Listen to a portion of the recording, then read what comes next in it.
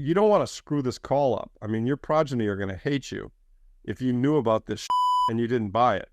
I mean, they're just going to absolutely hate you, and they're gonna think you're a legend if you, sacrificed and sacrificed, didn't buy that expensive car and bought a whole coin instead, because that whole coin is going to be worth 10 million bucks.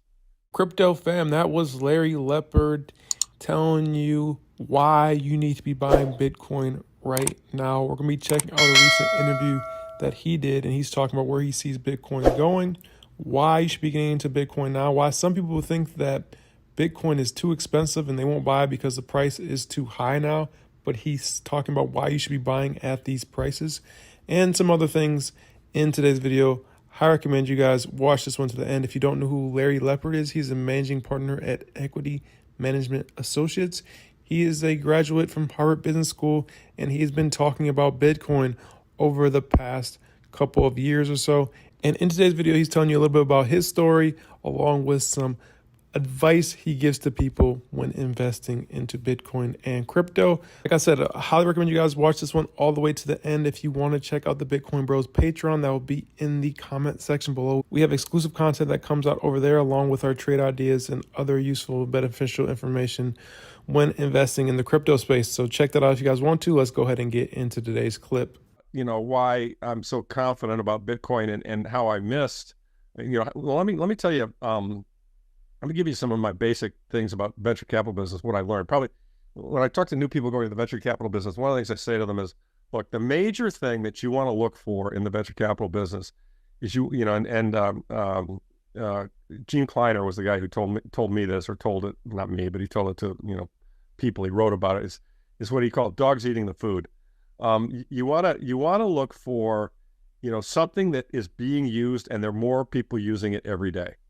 Okay, you want to look for obvious growth trends, and if you see an obvious growth trend, then you can extrapolate it out and say, if something is growing, all other things being equal, it's going to continue to grow. So I'm not going to make the mistake, a third time. So when I saw Bitcoin and I realized what it was a network of money, and it was growing, steadily and exponentially, and that everyone needs money. And that it is, truly the best form of sound money. I mean, as Saylor and Preston have said recently, there's no deflection in it. There's just 21 million of them, and that's it. It's just, to me, it's such an obvious, clear bet. And you said price predictions. I mean, I have no idea where it's going tomorrow, or I don't know where it's going to be at the end of the year. Although I mean, I'm guessing maybe 100K or something, but.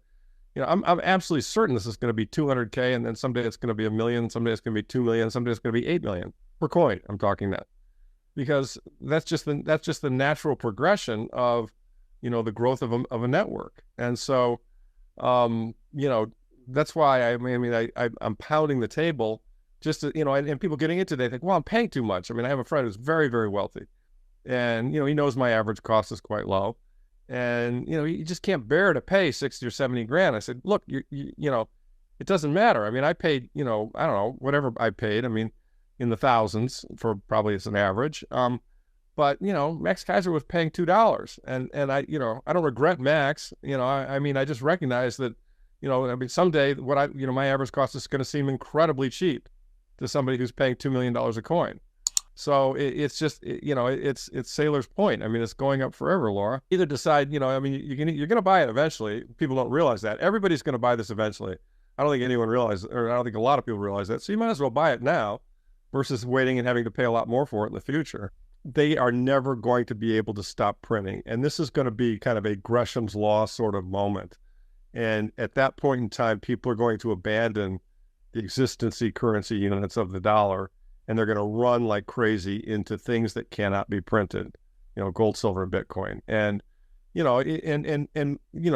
just put a point on it. I mean, some people think they're too late on Bitcoin. I mean, we're such early days. There are hundreds of trillions of dollars of financial assets in the world. I mean, there's the equity markets worldwide are estimated to be 150 trillion. The bond markets worldwide are north of 100 trillion. So just those, I mean, skip real estate, skip a lot of other stuff. That's $250 trillion, and there's cash and currency too. It's $250 trillion of financial assets. All the gold in the world is worth about 13 trillion right now, and Bitcoin is worth about 1 trillion. So just think about it. What happens when some piece of that 250 says, "Good God, I'm getting fried here. They're gonna create so many currency units that my currency unit's going to be really diluted. It's like watering the beer. I got to get out of here and get some kind of currency that I know they can't dilute. They're gonna that 250 is going to come crashing into Bitcoin and gold, and so gold's going to go to 10,000 or 20,000. Bitcoin's going to go to 1 million.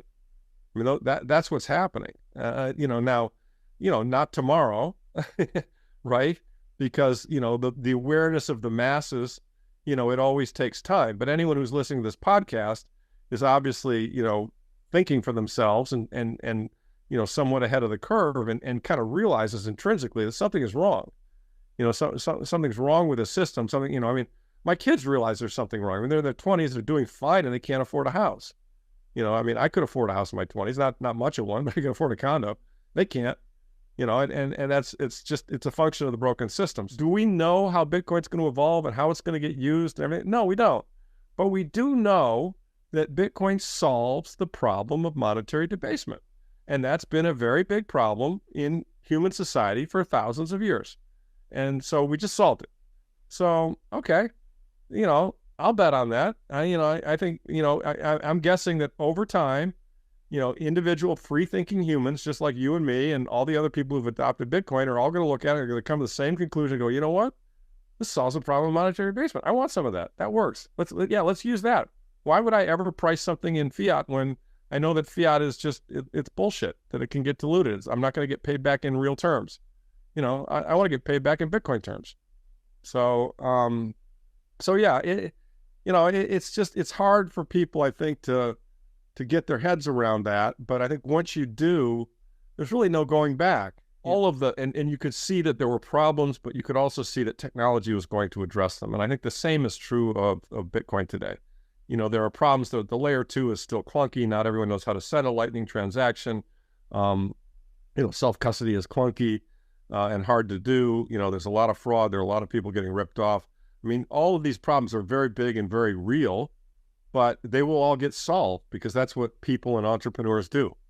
And so, there will be continual breakthroughs, just like in the internet. When we went from green screen to, Windows, that was an enormous breakthrough. And then we went from dial-up to broadband. That was another enormous breakthrough. And now here we are, 20, 30, 40 years later, and I'm talking to you halfway around the world real time. I mean, as recently as 10 or 15 years ago, you had to buy very expensive equipment to do video conferencing, and even then the quality sucked. And here you and I are doing it for, I don't know, what's your Zoom subscription cost you, $100 a year or something like that? Yeah, it's the same. I mean, it's the exact same model. And in my view, Bitcoin is going to do for money what the internet did for communication and information sharing. It made the New York Times irrelevant.